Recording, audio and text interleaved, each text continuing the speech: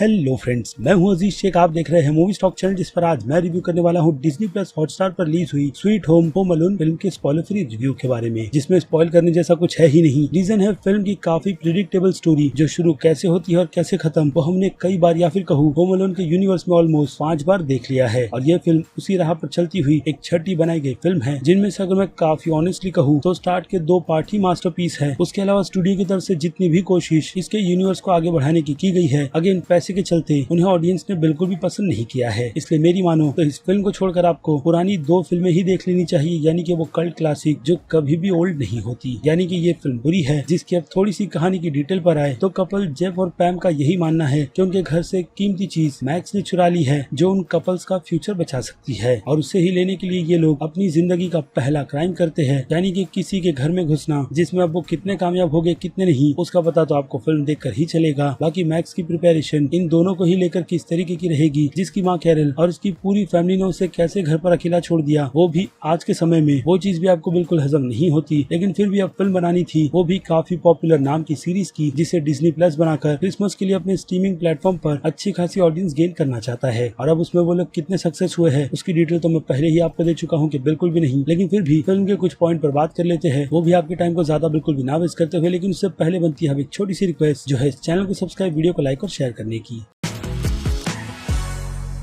तो फ्रेंड्स, तो जैसे कि इंट्रो के पहले ही मैंने आपको इंट्रोडक्शन दे दिया है इस फिल्म से रिलेटेड कि आपको आपका समय इस फिल्म पर बिल्कुल भी बर्बाद नहीं करना है, क्योंकि अडल्ट जिन्होंने होम अलोन की यूनिवर्स की 2 मास्टरपीस फिल्में देख रखी है, उन्हें तो ये फिल्म बिल्कुल भी पसंद नहीं आने वाली। बाकी जो कोई भी सिचुएशन हमें इस फिल्म में जेफ और पैम के कैरेक्टर की दिखाई गई है, उसे देखकर भी हमें उन्हीं दोनों पर ज्यादा तरस आता है, मैक्स के कैरेक्टर पर बिल्कुल भी नहीं। यानी कि पुरानी फिल्म से इसमें जो चेंजेस किए गए हैं, वो है कैरेक्टर की डेवलपमेंट, जो अनफॉर्चुनेट मैक्स के कैरेक्टर में नहीं बल्कि इन्हीं दोनों के कैरेक्टर में कर दी गई, जिस कारण से जैसे कि मैंने कहा फिल्म में जो कुछ भी चीजें होती है उस पर बच्चे ही हंसेंगे, बड़े बिल्कुल भी नहीं। बाकी फिल्म को जिस तरीके से होम अलोन के यूनिवर्स में रखने की कोशिश की गई है, अगेन होम अलोन के ही यूनिवर्स से कैरेक्टर को इस फिल्म में दिखाकर, यानी कि बॉस के कैरेक्टर को दिखाकर उसे भी देखने में कुछ खास ज्यादा मजा नहीं आता, और ना ही इस पूरी की पूरी फिल्म को, जो कि अगेन मैं कहूंगा कि उन बच्चों के लिए अच्छी रहेगी जिन बच्चों ने पुरानी होम अलोन की सीरीज के 2 पार्ट नहीं देखे हैं, तो जो कि अब भी कंपेयर के मामले में अभी भी बेस्ट ही है। और ये बात खुद स्टूडियो को भी बहुत ही अच्छी तरीके से पता है, इसलिए इस फिल्म को थिएटर में रिलीज न करते हुए डिज्नी प्लस के स्ट्रीमिंग प्लेटफॉर्म पर रिलीज किया गया। और मैं नहीं चाहता कि इस फिल्म के यूनिवर्स में अब और कोई भी फिल्म या फिर सीरीज बने, क्योंकि वही पुराने कॉन्सेप्ट को देख देख कर हम थक चुके हैं। यानी कि होम अलोन का यूनिवर्स 2 पार्ट में ही अच्छी तरीके से सिमट गया है, और पार्ट बनाने की जरूरत बिल्कुल भी नहीं, क्योंकि इसमें नया करने जैसा कुछ भी नहीं है। और जो कोई भी चीजें मैक्स का कैरेक्टर करता है, ऑब्वियसली वो किसी बच्चों के बस की बात नहीं। और पुरानी फिल्म में भी ये चीज लागू होती है, लेकिन उनमें एक्टर्स की परफॉर्मेंस और सिचुएशन के हिसाब से जो कोई भी चीजें हमारे सामने रखी जाती है, उसे देखकर हमें गुस्सा नहीं बल्कि हिसाब से बहुत ही ज्यादा हंसी आती है, जिससे मैं आज भी उतना ही ज्यादा एंजॉय करता हूँ। बाकी फिल्म का डायरेक्शन बजट के हिसाब से ठीक है, और वही चीज फिल्म के बीजीएम और बाकी दूसरे डिपार्टमेंट पर भी लागू होती है, लेकिन फिल्म की एडिटिंग में बिल्कुल भी नहीं, जो कहीं ना कहीं हमें अपने रन टाइम से बोर करती है। इसलिए अब आपको ज्यादा ना बोर करते हुए सीधे आ जाते हैं इस फिल्म की रेटिंग्स पर, जिनमें अगर मैं बात करूँ फिल्म के एक्शन और ड्रामा की, तो इन दोनों ही कैटेगरी में मैं इस फिल्म को 5 में से 1 स्टार से ज्यादा की रेटिंग नहीं दूंगा, जो ये फिल्म डिजर्व भी नहीं करती। बाकी कॉमेडी के लिए 5 में से 1.5 स्टार बिल्कुल ठीक रहेंगे, क्योंकि कुछ ऐसे मोमेंट्स हैं जिन पर आपको हंसी आती है, लेकिन उतनी ज्यादा नहीं। और सस्पेंस के लिए ये फिल्म 5 में से 0 स्टार डिजर्व करेगी, और फिल्म के थ्रिल के एलिमेंट के लिए 5 में से आधे स्टार। बाकी मास ऑडियंस की नजर में ये फिल्म बी की कैटेगरी की है, यानी कि टाइम पास सी फिल्म। क्रिटिक्स की नजरों में डी की कैटेगरी की, यानी कि घटिया, और मैं भी उन्हीं की राह पर चलते हुए इस फिल्म को डी की कैटेगरी में ही रखूंगा, जिसने मेरे टाइम की बर्बादी ही की है। और आई होप इस रिव्यू के बाद आप अपना डिसीजन बना ले इस फिल्म को लेकर के आपको आपका समय इस फिल्म को देना भी चाहिए या नहीं। लेकिन फिलहाल तो ये मेरा पर्सनल ओपिनियन है home sweet home alone film को लेकर, कि मुझे पर्सनली ये फिल्म कितनी ज्यादा पसंद आई है कितनी नहीं। बाकी आप अपनी राय मुझे कमेंट में लिखकर जरूर बताइएगा, क्योंकि अब वक्त है वीडियो को यहीं पर खत्म करने का। मैं हूं अजीज शेख, आप देख रहे थे मूवी स्टॉक चैनल, जिसे अगर आपने अभी तक सब्सक्राइब नहीं किया है तो सब्सक्राइब कर लीजिए, और बगल में बने हुए इस बेल आइकन के साथ साथ नोटिफिकेशन को भी ऑल पर क्लिक कर दीजिएगा। तो अब मैं मिलूंगा जल्दी आपसे दूसरी किसी वीडियो में किसी और फिल्म या फिर किसी और सीरीज के टॉपिक पर बात करते हुए। तब तक के लिए आप मेरे चैनल के बाकी दूसरे वीडियोस को भी एंजॉय कीजिए। Till then,